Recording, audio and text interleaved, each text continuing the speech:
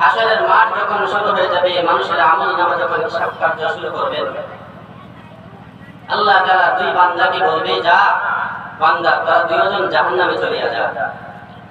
দুই বান্দার আমলনামা শেষ করার পরে ওই বান্দাদের আমলনামা হালকা হওয়ার কারণে বান্দাদেরকে বলবে, যাও বান্দা তোমরা দুজন জাহান্নামে চলে যাও। ওই দুই বান্দা জাহান্নামের দিকে যাবে, ফেরেশতারা তাদেরকে ধরে নিয়ে যাবে। এক বান্দা পিছনের দিকে তাকাইবে আর সামনের দিকে যাবে, আরেক বান্দা সোজা যাইতে থাকবে। এক বান্দা যাইবে আর পিছনের দিকে তাকাইবে। আল্লাহ রাব্বুল আলামিন ওই বান্দাকে ডাক দেয়া বলবে, বান্দা তুমি একবার সামনের দিকে তাকাও আর একবার পিছনের দিকে তাকাবার কারণটা কি? ওই বান্দা তখন ডাক দিয়ে বলবে, আহকামুল হাকিমিন, আল্লাহ দুনিয়াতে আলেমদের কাছে শুনছি তোমার নাকি এত দয়া, আমি জাহান্নামে যাইতেছি, জাহান্নামের শাস্তি এত কঠিন, আমি জাহান্নামের শাস্তি কিভাবে সইব? মাওলা আমি ফিরা তোমার দিকে তাকাই, আমি মনে করতেছি যে আহকামুল হাকিমিন তুমি তো দয়ার বান্দা, মাওলা তোমার তো দয়া অনেক বেশি, যদি একটু দয়া হয়ে যায়,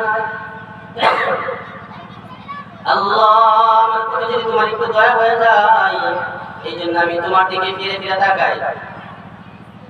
আল্লাহ তাআলা বলেন, বান্দারে তুই আমার দয়ার দোহাই দিয়েছিস বান্দা, যা বান্দা আমি তোরে আমার দয়ার কারণে আজকে মাফ করে জান্নাত দিয়ে দিলাম। ওই বান্দাকে জান্নাত দেওয়ার পরে আবার সেই বান্দাকে বলবে, বান্দারে তোমাকে দেখি সোজা জাহান্নামে যাইতেছ, তুমি ফিরে পিছনে তাকাও না কেন? ওই যে তোমার সাথের জন ফিরে তাকাইছে, তাকে মাফ করে জান্নাত দিয়ে দিছে। বান্দারে তুমি কেন ফিরে তাকাও না? সোজা সরাসরি তুমি জাহান্নামের দিকে যাইতেছো, তুমি নির্ঘাত জানতেছো যে এখানে যাইলেই তোমাকে শাস্তি ভোগ করতে হবে, এরপরে তুমি আমি মাওলার দিকে তাকাও না। ওই বান্দা তখন ডাকতে বলবে, দুনিয়াতে তোমার কত নাফরমান করেছি, কত অবাধ্য করেছি, আহকামুল হাকিমিন দুনিয়াতে তোমার হুকুম পালন করে নাই। এখন যদি আজকে এই লক্ষ কোটি মানুষের সামনে যদি আমি তোমার হুকুমকে আবার অবাধ্য করিয়া দিই, মাওলা তুমি হুকুম করেছো জাহান্নামে যাওয়ার জন্য, আমি জাহান্নামে যাইতেছি, যদি এখন আমি এখনো যদি তোমার হুকুম না মানি, তাইলে তোমার বান্দা হিসাবে আমাকে সাজাই না। আল্লাহ পাক রব্বুল আলামিন বলে, কি বান্দা